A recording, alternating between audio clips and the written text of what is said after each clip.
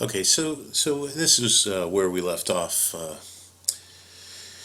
Anyhow, so the other thing that I should mention. So once you get the distance in kilometers, and the reason that you want it in kilometers, of course, is because the velocity, this part right here, is given to us. The velocity is equal to 20 kilometers per second.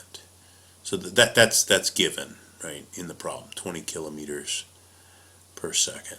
So you're going to divide distance in kilometers by velocity in kilometers per second. So the kilometers part will drop out, and then you get 1 over seconds, and so the seconds comes up to the numerator. So that'll give you an answer in seconds. All right, so that's ultimately what you're trying to figure out.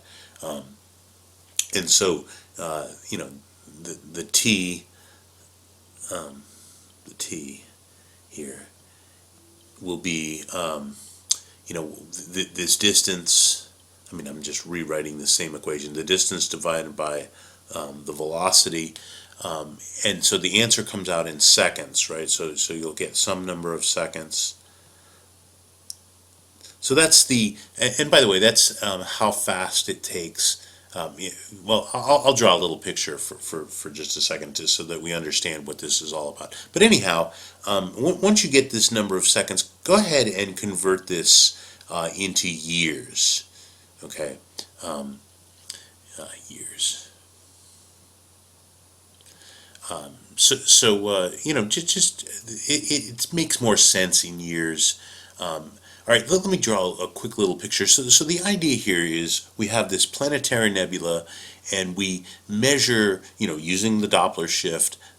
So this is the planetary nebula, and it's expanding, and we measure that expansion rate, right? So it's expanding in all directions, and it's really in 3 dimensions here. And so if we know the velocity, right, it's moving at a constant 20 kilometers per second, and we've measured that this ring has expanded from some point, some central point, or actually we're wondering how far it's expanded, in if it's traveled out 1/4 of a light year. How much time has elapsed? How much time does it take moving at 20 kilometers per second to go 1/4 of a light year, right? Or 0.25 times a light year. Anyhow, that's really what we're looking for. Okay, and you're going to find it makes more sense to convert this into years. Okay, so and just to give you another hint, the answer comes out in thousands of years. So all right, let me do the next one. All right, and so the next one is number 8. So this is our use of the Doppler shift. And so just let me indicate this before I even. In the Doppler shift, there's this thing called delta lambda, which, just to remind you, is the moving. So when you observe the moving wavelength, that's what lambda is, and then minus lambda naught. All right. So in the last homework, we actually used this. But here, what we're going to do is we're going to actually just solve for delta lambda. All right, so that's really all we're interested in. We're not going to break it down any further than that. So here, let me just erase that real quick. All right, so this is number 8. Sorry about that. And so we want to know what delta lambda is. All right. Delta lambda, and this is called the shift, or the Doppler shift, or just the shift. All right, so that's what we're looking for. All right, so just let's write out the equation. So it's the velocity is equal to the delta lambda divided by lambda naught. Delta lambda divided by lambda naught. Remember, what lambda naught is the wavelength in the laboratory, or the wavelength that you measure something at rest with respect to you, times the speed of light, right? That fraction divided by the speed of light.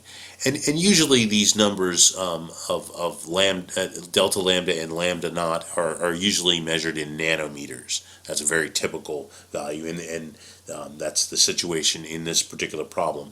And I think I mentioned this before, but I should mention it again, that in this particular equation, it's better, much better, to use the speed of light in kilometers per second. And so that's, it's 3 times 10 to the 8th meters per second, but it's also 3 times 10 to the 5th kilometers per second. It's the same number. It's just in, sorry, that's supposed to be a 10.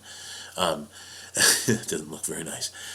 So 3 times 10 to the 5th kilometers per second. All right, so let's rearrange this equation and solve for delta lambda. So that's this equation right here.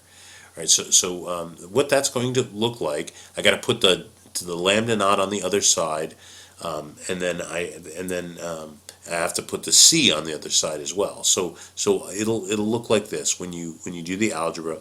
Delta lambda, that's really what you're looking for, is equal to, and it's going to turn out to be lambda naught, which is given to us in the problem in nanometers, by the way, and that's going to be the velocity, which is given to us as well in the problem, divided by the speed of light.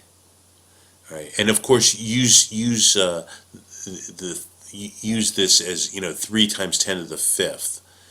Right, 3 times 10 to the 5th, it goes in there for the speed of light. And by the way, the delta lambda, the answer will come out to be some number of nanometers. All right, so that's it for the hints. All right, so.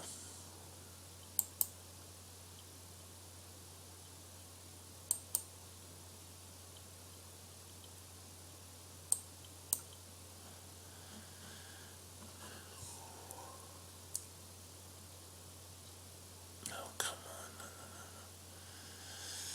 on. Oops. Okay, where is this thing? Where is it? Where is it?